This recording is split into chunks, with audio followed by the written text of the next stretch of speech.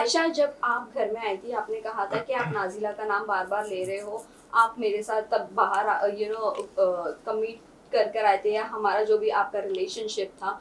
But वही मैं बात करूँ, आप जिसके लिए अंदर गई थी फाइट करने के लिए, अपने लिए भी और नाजिला के लिए भी, उन्होंने आपको अनफॉलो भी कर दिया इंस्टाग्राम से, और आपने भी इनफैक्ट उन्हें अनफॉलो कर दिया, और वो बाहर आपके लिए भी स्टैंड नहीं ले पा रही है।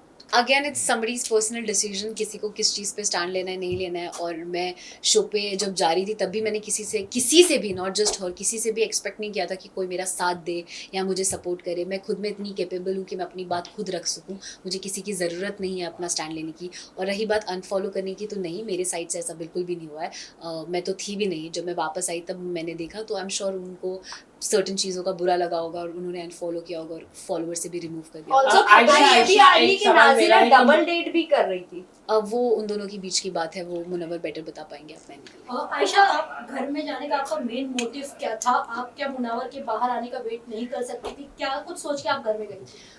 इस चीज़ के बारे में मैं शो पे भी बात कर चुकी हूँ। ये इस बारे में मुनव्वर खुद एक्सेप्ट कर चुके हैं कि अगर ये टॉपिक घर के बाहर हो रहा होता तो इस टॉपिक को इंटरटेन भी नहीं करते हैं। It was not just about his and mind personal life, but it was also about the stand that I wanted to take. मैं चीटिंग को नॉर्मलाइज नहीं करना चाहती। मेरे लिए it's a very big issue and a very big problem, जो आज हमारे कम्युनिटी में बहुत फैल चुका है।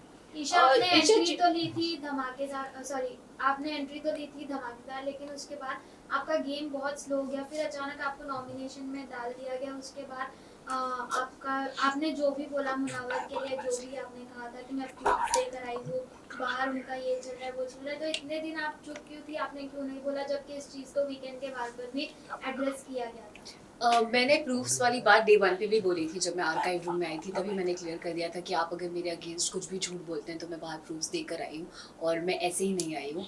एंड रही बात कि मैं बहुत जोश से आई थी, और फिर जो मेरा गेम डल होने की बात है, हाँ, मुझे भी इस चीज़ का रिग्रेट है कि शायद अगर मैं उस इमोशनल चीज़ में ना बही होती तो मैं एज अ कंटेस्टेंट बेटर कर पाती। बट ठीक है, देर आए दुरुस्त आए। एंड रही बात, मैं नॉमिनेशन की वजह से मैंने चीज़ें नहीं बोली थी। जो रीज़न यूज़ हुआ था नॉमिनेशन में, दैट इज़ वॉट हर्टेड मी, कि आप अगर मुझसे कह रहे हैं कि पर्सनल चीज़ों को असाइड रख के गेम पे फोकस करते हैं एंड आप ही गेम के लिए मुझे एक पर्सनल रीज़न दे के नॉमिनेट करें। अगर वो मुझे नॉमिनेट नहीं करते तो भी मैं नॉमिनेट होने ही वाली थी। पूरा घर का हाथ था ही मेरे नॉमिनेशन के पीछे। So it was not because of nomination, it was because of the reason. So Ayesha, सबसे पहले तो ये जानना चाहेंगे, ऑडियंस जो लाइव ऑडियंस आई थी उनके थ्रू आप बाहर आई हो, क्या कहना चाहूंगी? आपकी जगह अगर कोई निकलना चाहिए था तो कौन निकलना चाहिए था?